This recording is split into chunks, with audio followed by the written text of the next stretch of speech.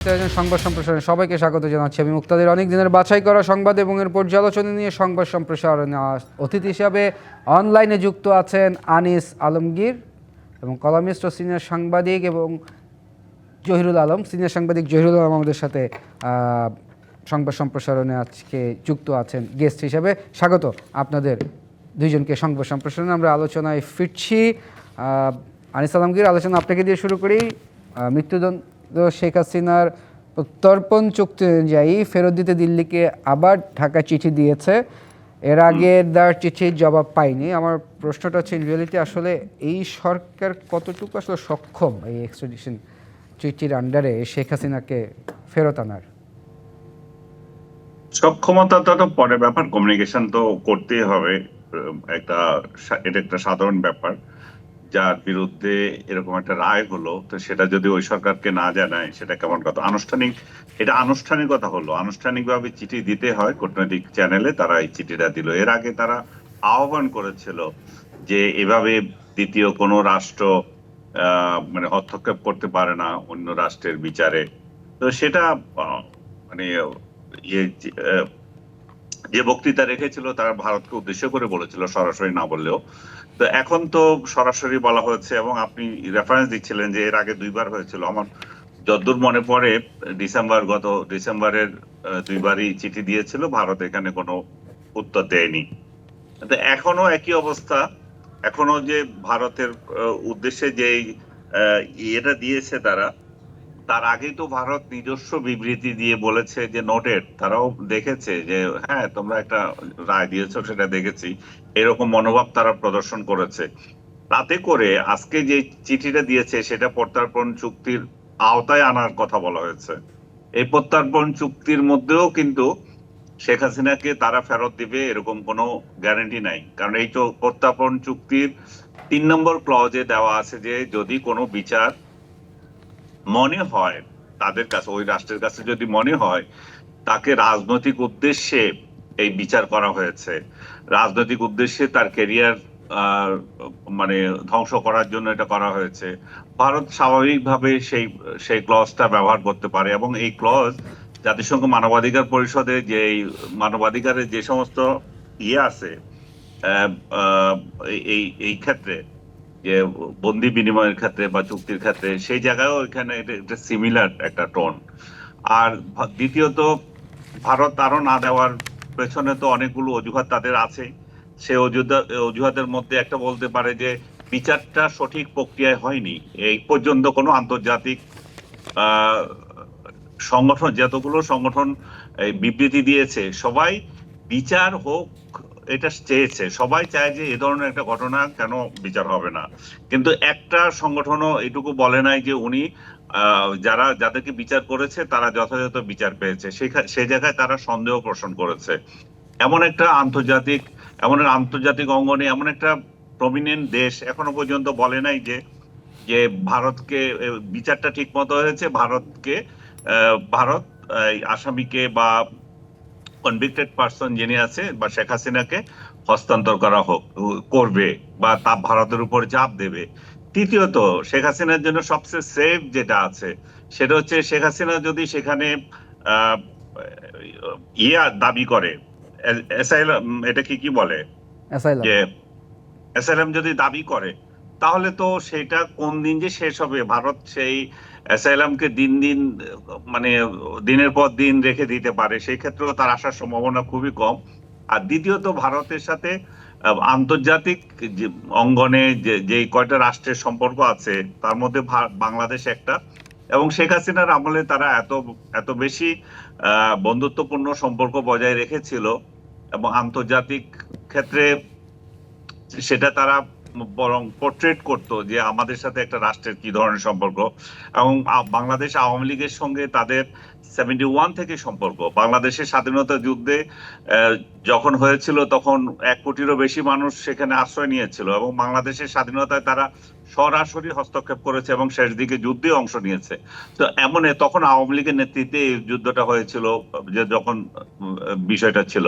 তো সব দিক থেকে আওয়ামী লীগের সাথে ভারতের যে সম্পর্ক, সেটা সেটা কোন দল ক্ষমতায় আছে সেই দৃষ্টিতে না। এখন বিজেপি আছে, এর আগে কংগ্রেস ছিল, বা যেই সরকারই থাকুক তাদের সাথে সেই সম্পর্কটা দল ভিত্তিক হচ্ছে না।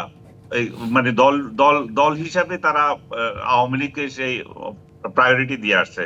তো আমি সেই প্রেক্ষিতে খুব আশাবাদী না যে এই চিঠি পেয়েই ভারত তড়িঘড়ি করে শেখ হাসিনাকে পাঠিয়ে দেবে। আজকে তৌহিদ হোসেন সাহেব এটা ফর্মালি জানিয়েছেন, এবং এর মধ্যে আমরা খবরও পেয়েছি যে ভারতের কাছে বাংলাদেশ দূতাবাস, বাংলাদেশ হাইকমিশন দিল্লি অলরেডি এটা হস্তান্তর করেছে তাদের ইয়েতে, এবং দুই দেশ তরফ থেকে এটা আর কেউ অস্বীকার করছে না যে তারা চিঠিটা পায়নি।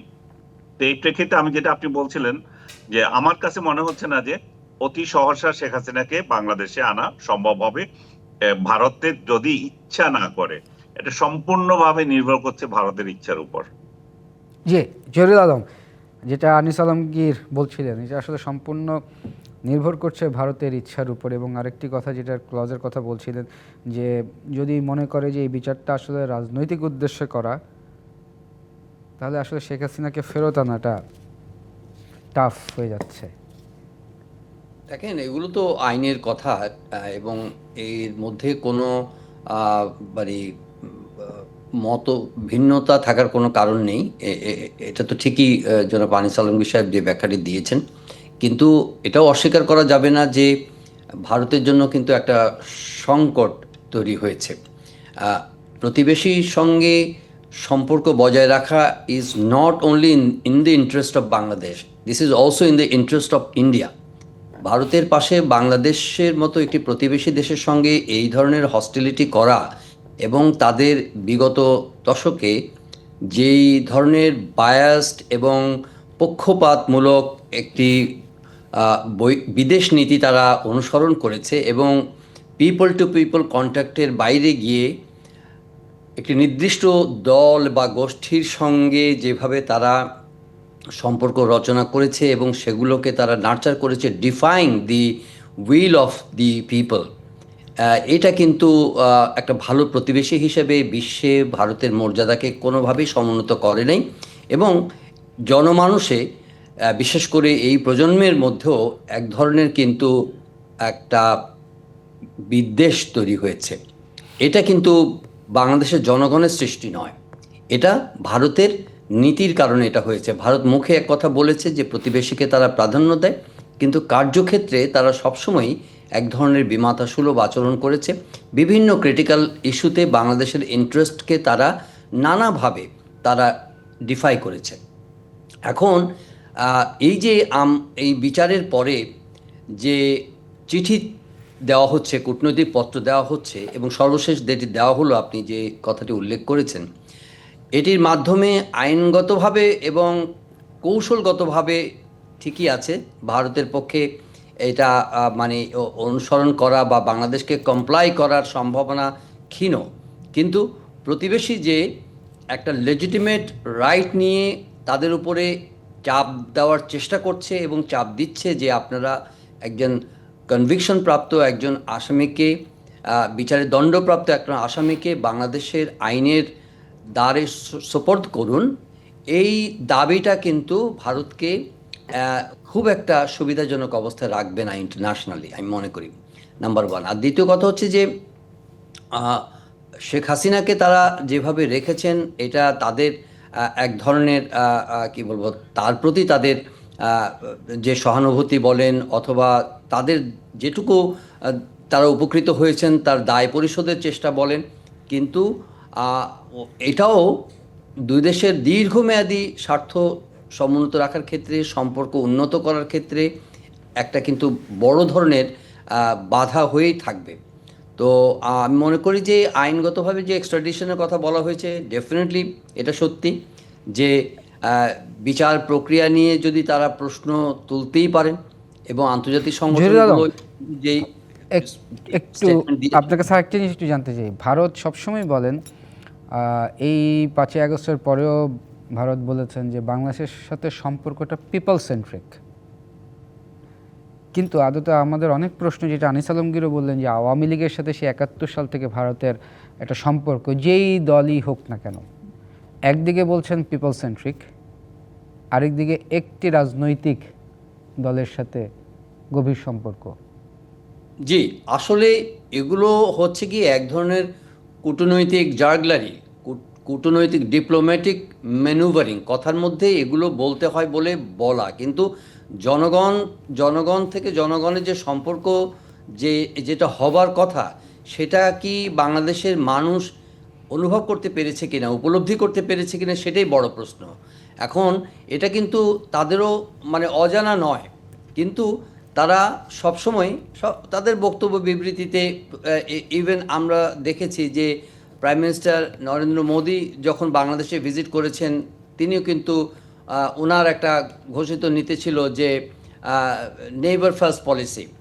হ্যাঁ, কিন্তু এই নেইবার ফার্স্ট পলিসিতে কোনো রিফ্লেকশন দেখা যায়নি, এবং নেইবার ফার্স্ট পলিসির ক্ষেত্রে বাংলাদেশ যতখানি সাবমিট করেছে নিজেকে, যতখানি কনসেশন দিয়েছে বিভিন্ন ইস্যুতে ইন্ডিয়ার ইন্টারেস্টে, বিশেষ করে সিকিউরিটি রিজনের ক্ষেত্রে, এরিয়ার ক্ষেত্রে যে কথাগুলো বলা হয়, যেগুলোকে মানে ছাড় দেওয়া হয়েছে, তার পরিপ্রেক্ষিতে আমরা কি পেয়েছি? আমরা বর্ডার কিলিং পেয়েছি, আমরা আমরা যে মানে তিস্তার ন্যায্য হিস্সা আমরা পাইনি, আমরা ট্রেড ইমব্যালেন্স পেয়েছি, আমরা কিন্তু নানাভাবে আমরা মানে প্রতিবেশী হিসেবে আমরা কিন্তু এক ধরনের কি বলবো বঞ্চিত থেকেছি। তো সেই দৃষ্টিকোণ থেকে আমার মনে হয় যে এখন তারা, সেজন্যই বললাম যে তারা কিন্তু একটা সংকট মধ্য দিয়ে যাচ্ছে, কিন্তু দিল্লি যতই বলুক না কেন, প্রতিবেশীর সঙ্গে এরকম একটা বৈরী অবস্থান রেখে আগামী দিনে ইকোনমিক বলেন, ডিপ্লোম্যাটিক বলেন, স্ট্র্যাটেজিক বলেন, ভূ রাজনীতি কিন্তু দিন দিন কিন্তু জটিল থেকে জটিলতর হচ্ছে। সেখানে বাংলাদেশের সঙ্গে সম্পর্কের ক্ষেত্রে তারা যদি এরকম উষ্ণতা তো বহু দূরের কথা, এ ধরনের একটা কি বলবো যে মানে কিছুটা বৈরী একটা সম্পর্কের ভিত্তি, যদিও এটা আমরা কূটনৈতিকভাবে হয়তো এটা স্বীকার করব না, কিন্তু আসলে বাস্তবতা তো তাই, যেখানে সম্পর্কের জায়গাগুলো এখনও কিন্তু সর্ট আউট হয়নি, এবং তার প্রধান মানে অ্যাপল অফ ডিসকর্ড যেটা বলে, বৈরিতার মূল ক্ষেত্র কিন্তু এখন এই আমাদের পতিত স্বৈরাচারের ভারতের আশ্রয়ের বিষয়টি। কিন্তু সেক্ষেত্রে এই বিষয়গুলোকে জিয়ে রেখে আগামীতে সম্পর্ক উন্নয়নের যে চেষ্টা, সেটা কতখানি হবে এটা নিয়ে কিন্তু সংশয় থেকেই যায়। কাজেই চেষ্টা বাংলাদেশের পক্ষ থেকে অন্তর্বর্তী সরকার করেছে, আগামীতে যারা সরকারে আসবেন তারাও নিশ্চয় করে যাবেন। সম্ভাবনা যে অতীব ক্ষীণ সেটাও খুবই বাস্তবসম্মত কারণ আছে, এবং সেটাই হবে। কিন্তু তারপরেও আমার মনে হয় যে এই দুদেশের লেজিটিমেট, ন্যায্য এবং বৈধ যে দাবিগুলো আছে সেগুলো কিন্তু করে যেতে হবে। এখানে সলিউশনের কোনো উপায় যদি খুঁজে বের করতে হয়, তাহলে দুপক্ষকে গিভ অ্যান্ড টেক করতে হবে, দুপক্ষকে কিন্তু আলোচনা করতে হবে। যদি সত্যি সত্যি প্রতিবেশী সুলভ, জনগণ থেকে জনগণের সম্পর্ক যদি উন্নত করতে চায়, তাহলে কিন্তু এই জায়গার মধ্যে একটা মিনিংফুল ডায়ালগ বা নেগোসিয়েশনের দরকার আছে, which can improve and advance the bilateral relations in the coming days. জি, জহিরুল আলম, আনিস আলমগীর, আমাদের একটা বিরতির সময় হয়েছে, বিরতি থেকে ফিরে এসে আলোচনা করছি। প্রিয় দর্শক, সংবাদ সম্প্রসারণের একটি বিরতির সময় হয়েছে, সঙ্গেই থাকুন। বিরতি করে আবারও স্বাগত। আমাদের সাথে অনলাইনে যুক্ত আছেন আনিস আলমগীর এবং জহিরুল আলম। ফিরছে আলোচনায়। জহিরুল আলম, আজকে তারেক রহমান বলেছেন ধর্মের রাজনৈতিক ব্যাখ্যা ঠেকাতে আলেমদের সতর্ক থাকার আহ্বান জানান তিনি। আবার অন্যদিকে জামাতের আমির বলেন যে কোরআন সমাজের প্রতিষ্ঠার দরকার বা তাগিদ দিচ্ছেন। আসলে এই যে মানে আমরা সবসময় কিন্তু এই কনসার্ন বা এই উদ্বেগের কথাটি মানে রাজনীতিতে আছে, যে ধর্মকে যদি জাগতিক জীবনে বা রাষ্ট্র কাঠামোর মধ্যে যদি বারবার এভাবে মানে টেনে আনা হয়, তাহলে দেখা যায় যে এক ধরনের এটাকে একটা মানে কি বলবো যে অনুভূতিকে পুঁজি করার বিষয়টি চলে আসে। ধর্মীয় অনুভূতি কিন্তু একটা সার্বজনীন, প্রত্যেকের মধ্যেই ধর্মীয় অনুভূতি আছে, এবং ধর্মকে সবাই গভীরভাবে মানে ধারণ করেন। তো সেখানে যদি আমাদের যে মানে চলমান রাজনৈতিক প্রবাহে যদি ধর্মের বিষয়টি বারবার চলে আসে, এবং সে কারণে কিন্তু দেখেন এই বাহাসগুলো চলছে যে ধর্ম নিয়ে ব্যবসা চলছে, ধর্মের অপব্যাখ্যা করা হচ্ছে, এবং ধর্ম নিয়ে মুনাফা লোটার চেষ্টা করা হচ্ছে। অনেক সময় এই বক্তব্য এসেছে যে জামাতের বিরুদ্ধে এই অভিযোগও কিন্তু বিরোধী পক্ষ থেকে করা হচ্ছে, বিশেষ করে বিএনপি পক্ষ থেকে বলা হয়েছে যে তারা জান্নাতের টিকিট বিক্রি করছেন।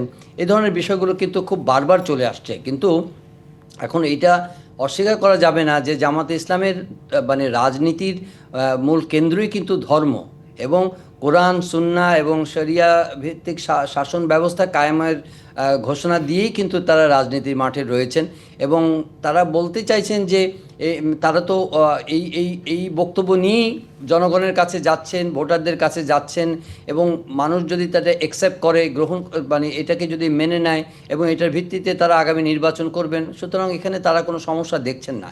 কিন্তু আসলে এটা কিন্তু অনেক ধরনের কনফিউশন তৈরি করে, কারণ যারা ধর্মের রাজনীতি করছেন না তারা কি ধর্ম মানেন না? তারাও তো ধর্মের অনুসারী, তারাও তো ধর্মকে ধারণ করেন। সুতরাং এটাকে যদি আমাদের রাষ্ট্র ব্যবস্থাপনার মধ্যে যদি ধর্মকে যদি খুব গভীরভাবে এইভাবে যদি না জড়িয়ে, কারণ ধর্ম আমাদেরকে একটা অনুশাসন দিচ্ছে, ধর্ম আমাদেরকে একটা জীবনধারা দিচ্ছে, ধর্ম আমাদেরকে শৃঙ্খলা শেখাচ্ছে, ধর্ম সবই আমাদের, কোনো ধর্মই তো মানে অধর্মের কথা তো নয়। এখানে এখানে সব কিছুর মধ্যেই ধর্ম আমাদেরকে একটা বিশ্বাসী করে তুলছে আমাদের। এটাই হচ্ছে ধর্মের বাণী, এটাই ধর্মের সার্বজনীন বাণী। কিন্তু আমরা যে রাজনীতি করি, এখানে দুর্নীতি, এখানে স্বজনপ্রীতি, এখানে দলবাজি, এখানে চাঁদাবাজি, এখানে এই যে অর্থ পাচার থেকে শুরু করে, এগুলো কিন্তু রাজনীতির একটা চলমান ধারা। এই রাষ্ট্রকে কিভাবে আমরা মানে আমাদের আধুনিক চিন্তা চেতনার মধ্য দিয়ে ধর্মকে, বৈশ্বিক চিন্তাভাবনাকে মানে অ্যাকোমোডেট করে কিভাবে এগিয়ে যাব, সেটার মধ্যে আসলে ধর্মের প্রভাবটা যদি অনেক বেশি ঢুকে যায়, তাহলে চলমান যে রাজনীতি, এই চলমান রাজনীতির মধ্যে কিন্তু একটা কি বলবো যে এক ধরনের কিন্তু মানে বিরোধ তৈরি হচ্ছে। এই আমাদের ওভারঅল যে রাজনীতি আমরা যে দেখে আসছি, এখন ধর্মভিত্তিক রাজনীতি এখনও বাংলাদেশে প্রিভেল করে নেই, কিন্তু এই দলগুলি জামাত ইসলামী ডেফিনেটলি 5ই অগস্টের পরে তারা মানুষের কাছে যা পৌঁছানোর চেষ্টা করছে এবং ক্রমাগতভাবে তারা অনেক ক্ষেত্রে ভালোও করছে। আমরা একটু আনিস আলমগীরের কাছে যাই। আনিস আলমগীর, আমরা জহির আলমের কথা শুনছিলাম, এই যে ধর্ম নিয়ে রাজনীতি, আচ্ছা ব্যাপারটা কি এমন যে রাজনীতি যখন দুর্বল হয়ে পড়ে তখন ধর্মের উপর সাওয়ার হয়, বা কিংবা ধর্ম যখন দুর্বল হয় তখন রাজনীতির হাত ধরে? না, এটা না। আমি মনে করি যে ধর্ম যে ট্যাবলেট যখন গিলাতে চায় যে রাজনৈতিক দল, তখন যখন এনভায়রনমেন্ট থাকে তখন সেটা গিলাবে। জামাতে ইসলাম একটা ধর্মভিত্তিক রাজনৈতিক দল হিসাবে তারা আছে, তাদের ইসলামিক দল হিসাবে আছে এবং এখনো যারা যে জোট করতে চাচ্ছে সেখানে ইসলামিক দলগুলোকে নিতে চাচ্ছে। তো জুলাই আমাদের যে অভ্যুত্থান হলো, এটা তো মূলত জামাত শিবির এবং যে আদার্স জঙ্গি যারা আছে তাদেরকে সামনে নিয়ে আসার একটা প্রচেষ্টা শুরু হলো। শুরু থেকেই স্বাধীনতাকে অস্বীকার করা বা নামমাত্র দেওয়া। আজকে আপনি দেখেছেন নিশ্চয়ই জুলাই অভ্যুত্থান বিষয়ে যে পাঠ্যপুস্তকে যাচ্ছে, কিন্তু 7ই মার্চ বাদ দেওয়া হবে। জুলাই অভ্যুত্থান রাখবেন কিন্তু 7ই মার্চ বাদ দিয়ে দিবেন কেন? আপনি দুইটাও তো রাখতে পারেন।